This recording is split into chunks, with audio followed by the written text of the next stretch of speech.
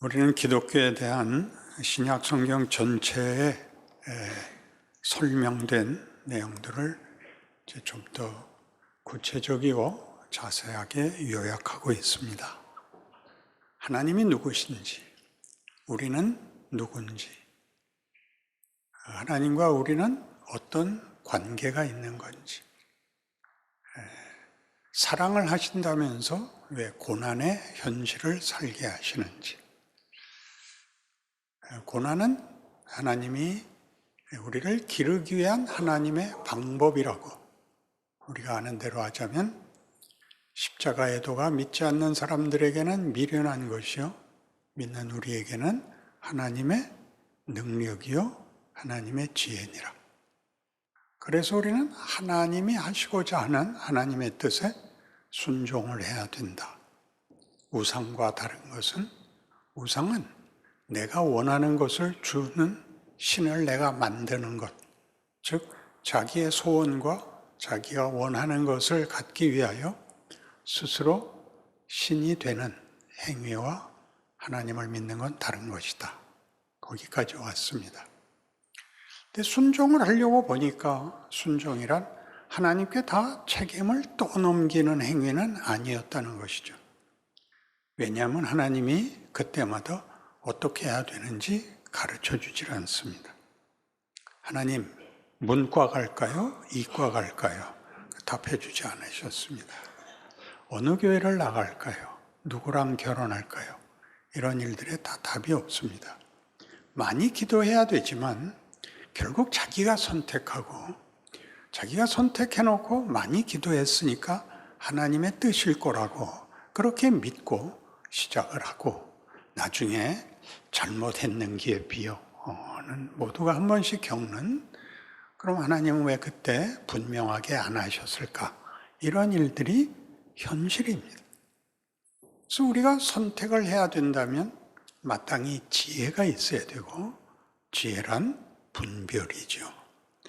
분별을 하려면 경험이 있어야 되고, 우리의 기대는 예수를 믿으면 지옥 갈 자리에서 천국을 가게 되고, 죄를 짓던 자리에서 용서를 받아 거룩한 자가 되는 것이 시간과 무관한 즉각적인 어떤 답을 기대하는데, 하나님은 그 사이를 이렇게 오래 살게 하시고, 그리고 답답하게 하시고, 그리고 심지어 체념하게 하시고, 분노하게 하시고, 원망하게 하시고, 당황하게 하십니다. 그래서 구원이라는 것 자체에 우리 한국 교회의 수준은 성경이 얘기하는 걸 아직 다 담지 못한 것 같습니다. 약도를 그려주는데 이렇게 그린 것과 같죠. 남포교회를 찾아가려면 어떻게 하면 되냐. 강남역, 지하철 강남역에서 테헤란로를 따라서 쭉 가면 있다. 그놈의 쭉이 얼마나 되는지를 모르고 내가 바로 가고 있는지를 가르쳐 알게 하려면 중간중간에 랜드마크를 하나씩 찍어줘야 됩니다. 최소한 현대백화점이라도 찍어주고, 삼성동, 결정적으로 종합운동장 맞은편, 이렇게 돼야 되죠. 설교하면서도 교회를 선전하시는 이게 없이 여기서 출발이 있고 천국을 간다는 목적지도 아는데 가운데 약도는 쭉 밖에 없단 말이죠. 모르겠으면 기도해. 모르겠으면 더 많이 해. 라는 것으로 약도구실을 못하고 있는 것입니다. 그래서 구원을 논하는 데에 우리가 제일 많이 쓰는 예수를 믿으면입니다. 예수가 오셔서 우리를 구원한다는 성경의 설명은 구체적으로 무엇일까요? 오늘 본 본문과 같이 17절 이하의, 로마서 5장 17절 이하의 대비는 아담 안에서 죽은 자가 예수로 말미암아 생명을 얻게 됐다. 이렇게 둘을 대비하고 있는 것입니다. 죄와 사망 아래 있던 자들을 예수로 말미암아 은혜와 생명의 자리로 바꿔놨다. 이게 구원입니다. 그러니까 이 대비를 보통은 죄인이었는데 십자가의 대속으로 죄를 사함받고 이제 하나님의 자녀가 됐다라고들 잘 이해하고 있지만, 지금 본문이 하고 싶은 얘기는 뭐냐면 세상이 달라졌다, 그런 얘기입니다. 내가 속한 세상이 달라졌다. 어떻게 달라졌냐면 예수가 오시기 전에는 우리는 죄와 사망이라는 질서와 그 운명을 벗어날 길이 없었는데, 예수가 오심으로써 죄와 사망이 질서이고 운명이었던 세계를 은혜와 생명으로 바꿔놨다, 이런 뜻입니다. 그 로마서 6장 6절로 넘어오시면 그걸 둘을 이렇게 대조합니다.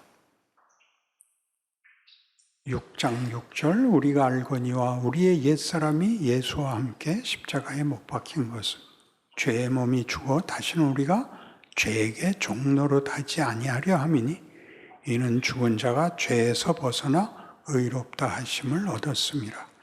만일 우리가 그리스도와 함께 죽었으면 또한 그와 함께 살 줄을 믿노니, 이는 그리스도께서 죽은 자 가운데서 살아나셨음에 다시 죽지 아니하시고 사망이 다시 그를 주장하지 못할 줄을 알미로라.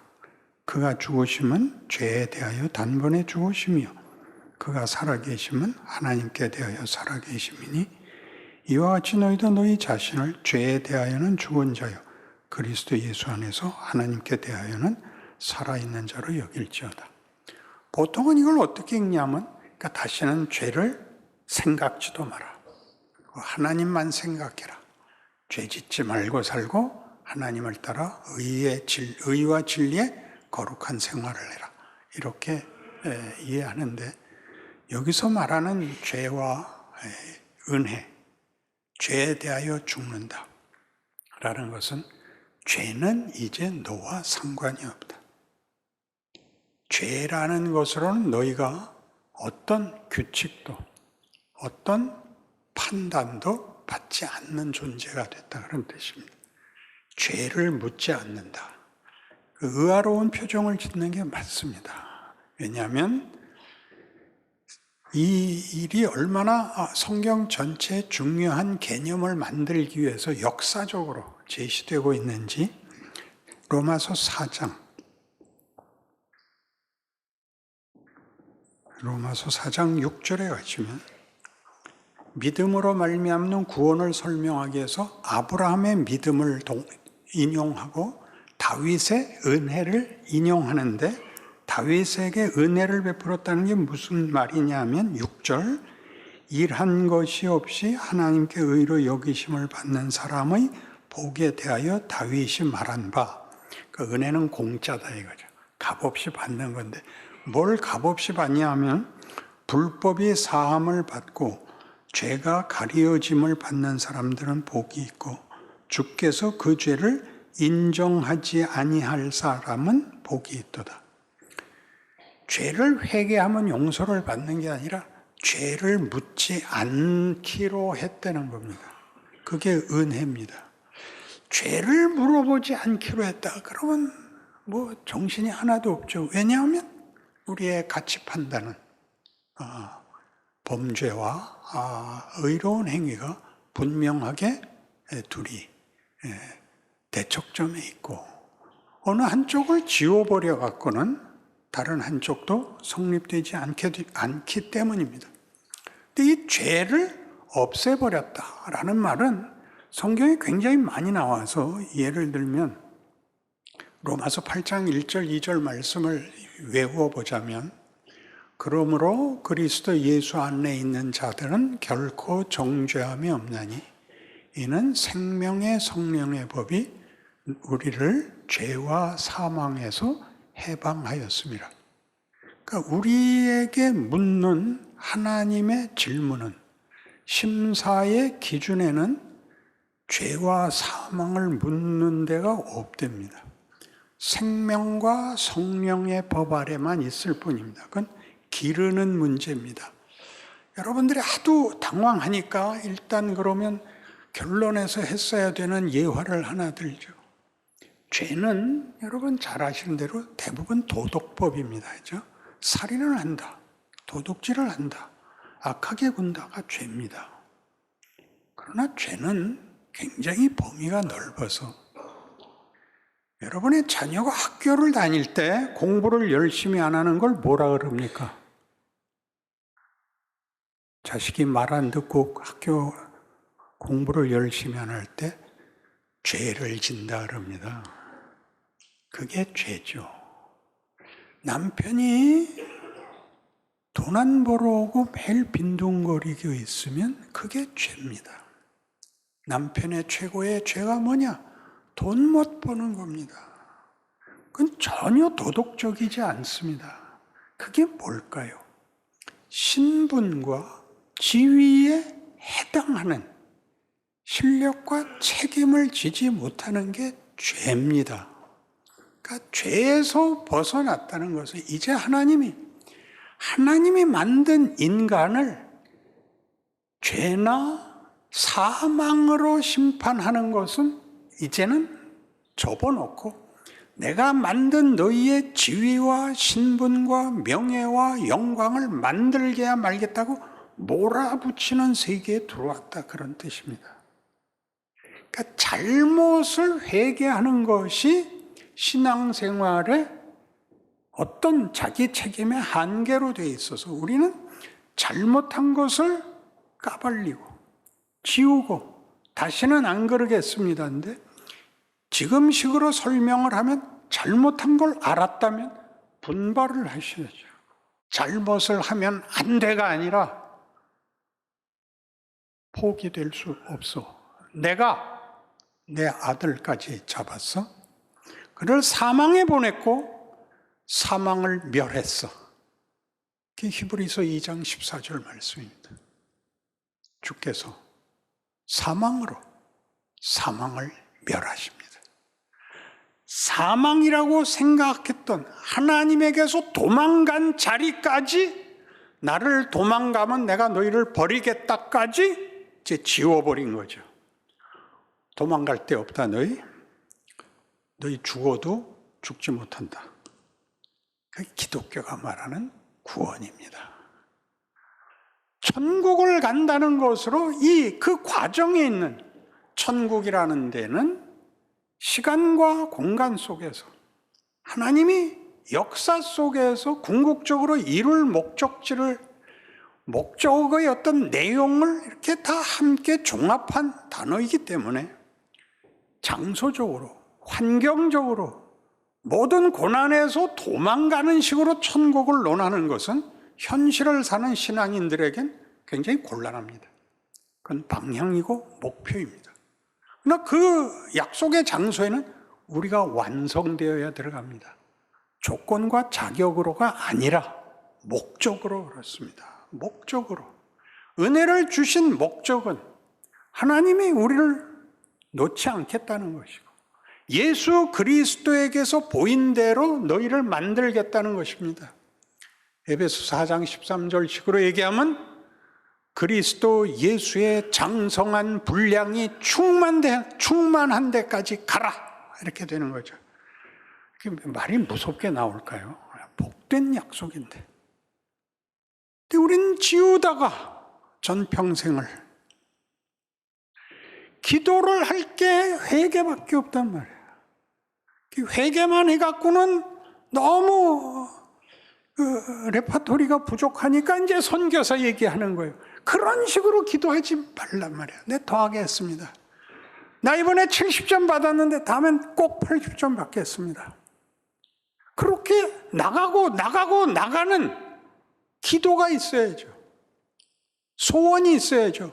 왜냐하면 그 약속과 그 부름 앞에 선 줄 알아야 이 기도가 나오죠. 그러니까 다 같이 통곡하고 통성기도해서 이게 나쁜 게 아니라 그래서 한번 시원하고 지나가는 건 안 됩니다. 그건 절대 안 됩니다. 그건 아무런 다음 단계를 준비하지 못합니다. 목욕탕 가서 때 밀고 나온 것 같습니다. 그렇게 하지 마시고 분발을 하시라고요. 더 가야 된다는 걸 알아야 된다고요. 그래서 얼마나 놀랍냐 하면 고린도전서 15장 15절 이하에는 사망을 조롱하는 선언이 있습니다. 사망아, 너의 쏘는 것이 어디 있느냐? 사망아, 너의 이기는 것이 어디 있느냐? 사망에 쏘는 것은 죄요, 죄의 권능은 율법이라. 우리 주 예수 그리스도로 말미암아 이김을 주시는 우리 하나님께 감사하노니 그러므로 사랑하는 형제들아, 견실하며 흔들리지 말고 주의 일에 더욱 힘쓰는 자들이더라. 여기서 주의 일은 전도도 아니고 봉사도 아니고 여러분이 자라가야 되는 것입니다. 부모가 자식에게 원하는 것, 유명한 사람이 되는 것도 아니고 돈을 버는 것도 아니고 자식이 훌륭해지는 것입니다. 모든 부모가 원하는 것입니다. 훌륭하다는 것은 인간이 인간다워야 되는 것입니다. 하나님이 원하는 것입니다. 하나님이 그 아들을 보내어 성육신으로 신이 육신을 입고 오신다는 것은 하나님이 창조한 세계와 그의 형상으로 만든 인간에 대한 하나님의 목적, 하나님의 진정성이 무엇인지를 증명하는 것입니다. 우리는 자꾸 이 육신을 벗고 이 구질구질한 현 세계를 벗어나 추상적인 초월의 자리에 가는 것을 기독교의 목적지, 결국 천국을 그렇게 생각하는데 그건 전혀 성경은 그렇게 얘기하지 않습니다. 천국은 이미 이 땅에 임했죠. 하나님이 인류와 화해하고 사랑을 시작했으니까요. 사랑은 여기 있나니 우리가 하나님을 사랑한 것이 아니라 하나님이 먼저 우리를 사랑하셨다. 어떻게? 그 아들을 십자가에 못 박아. 그러니까 이것은 결단코 그 치열함, 그 처절함, 그 성의를 보고 눈물을 흘릴 문제가 아니라 내가 누군가에 대해서 기절을 하게 놀라야 되는 부분인 것입니다. 우리가 믿는 하나님이란 어떤 분이며 우리에게 무엇을 요구하며 그 요구를 이루기 위하여 어떤 일까지 하실 수 있는 분인가라는 것이 예수를 믿는다고 고백해야 되는 이유입니다. 하나님을 믿는다가 아니라 하나님이 그 아들을 보내서 원래 시작도 방법도 목적도 아버지께 다 있는데 왜 예수를 믿는다고 예수를 끌어들이느냐? 거기에 하나님의 일하심의 구체성, 진정성, 누구도 방해할 수 없는 영원성이 구체적으로 들어있기 때문에 예수를 믿는다고 고백하는 겁니다. 아버지는 멀리 계시고 예수님은 가까이 계셔서 가까운 분한테 고자질하는 그런 식의 예수가 아니라 왜 예수냐 하는 것이 이렇게 구체적으로 소개되고 있죠. 그러니 우리가 이 신약 성경 다시 읽기를 시작할 때 우리가 시작을 실존적 세계관에서, 신앙관에서, 역사적 신앙관을 가져야 된다. 그렇게 말했습니다. 실존적 신앙관이라는 건 누구나 가지지 않고는 예수를 믿을 수가 없습니다. 예수가 누구며 나와 어떻게 상관이 되며 나의 운명과 가치에 어떤 분인가를 알아야 시작을 할 수 있어서 모두 실존적 신앙과는 자신 있습니다. 당신은 구원받은 것을 확신해? 네. 당신은 오늘 죽어도 천국 갈 것을 확신해? 네. 이게 실존적 신앙관입니다. 여기는 아무 하자가 없습니다. 그러나 믿고 나서 보면 시간이, 공간이, 현실이, 경우가 이 확신으로 다 해결이 되지 않는 자리에 내가 있다는 걸 알게 됩니다. 이게 뭐야? 하나님은 뭘 하고 계셔? 어떡하란 말이야? 라고 우리가 묻는 모든 것은 하나님이 온 우주를 다스리고 계시고 창조의 목적을 향하여 완성하기 위하여 일하고 있는 현실적인 자리라고, 경우라고, 성의라고 말하고 있는 것입니다.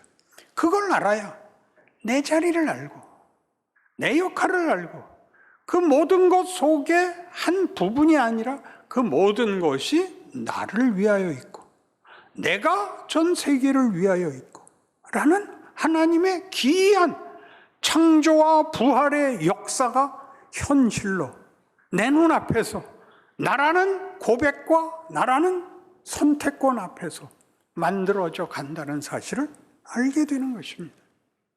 그래서 우리는 뭐였죠? 그의 사랑하시는 자 안에서 거저 주시는 바 그의 은혜의 영광을 찬송하게 하려는 것이라. 여기로 가는 겁니다.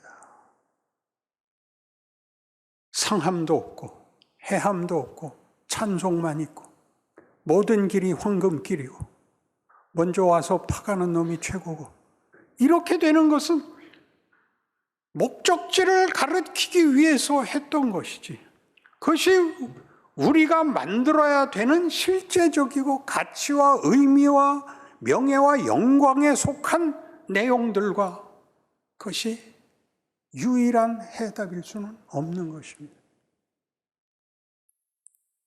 로마서 4장 24절식으로 얘기하면 하나님을 따라 의와 진리의 거룩함으로 지으심을 받은 새 사람을 입으라. 그러니까 새 사람, 새 생명은 헌 사람, 헌 생명, 헌 생명은 없죠. 생명의 반대말은 사망이라는 것과 도덕적으로 죄를 짓고 더러웠던 자리에서 깨끗해지고 착하게 살고가 아니라 나가고 나가는, 자라나는, 영광된, 실력이 쌓이는, 하나님을 아버지라 부르라는 요구와 약속 속에 서 있는 창조주요 부활이신 하나님을 아버지라 부르는 자녀의 신분과 지위와 암과 실력과를 요구하고 약속하고 있는 것입니다. 정신이 하나도 없다. 그래야 맞습니다. 하나님이 뭐가 답답해서 이런 일을 하세요? 사랑이라는 게 그렇습니다. 사랑은 저 사람의 마음만 얻을 수 있다면 지금 죽어도 좋아. 죽는다는 건 인생의 최악의 경우인데 죽어도 좋은 겁니다. 하나님이 나는 너희의 사랑을 얻을 수만 있다면 내가 죽어도 좋아. 그게 십자가 사건입니다. 신이 우리 보고 너 내 말 안 들으면 죽여버릴 거야 라고 하는 신이 아닌 신을 우리가 믿고 있는 것입니다. 그에게 가서 애걸복걸하고 신의 마음을 돌이킬 만큼의 무엇을 갖다 드려야 간신히 떡 한 조각 얻어먹는 신이 아닌 신을 알게 된 것입니다. 아니, 그 신이 나를 그의 자식으로 만들어 놓은 것입니다. 만드는 것은 태어나면 책임이 끝나는 것이 아니라 길러야 되고 가르쳐야 되고 속을 채워야 된다고 우리 인생 속에서 경험하듯이 하나님이 그 긴 시간을 이렇게 힘을 다하여 우리에게 기회를 주시고 붙잡으시고 가르치시고 격려하십니다. 히브리서 12장에 나오는 바와 같이 아들들아 주의 징계를 경홀히 여기지 마라. 징계는 모두가 받는 것이거늘 너희에게 없으면 너희는 그럼 참 자식이 아니니라. 징계란 자식을 기르는 것, 자식을 가르치는 것을 말합니다. 여러분에게 아무 가르침도 없고 여러분에게 아무 꾸중도 고쳐줄 것도 더 나아갈 것도 말해줄 수 없다면, 아니 그걸 당하지 않는다면 너는 버린 자식이니라. 그게 성경이 하는 말입니다. 왜 다시는 하나님 앞에 와서 울지 않아도 되게 해주세요. 이런 식의 기도가, 소원이 여러분들을 침체시키고 있습니까? 분발하시는 하루하루 지금의 여러분의 자리에서부터 시작하셔서 언젠가 우리 다 만나서 간증이 넘치는 현실을 나누는 복이 있기를 바랍니다. 기도하십시다.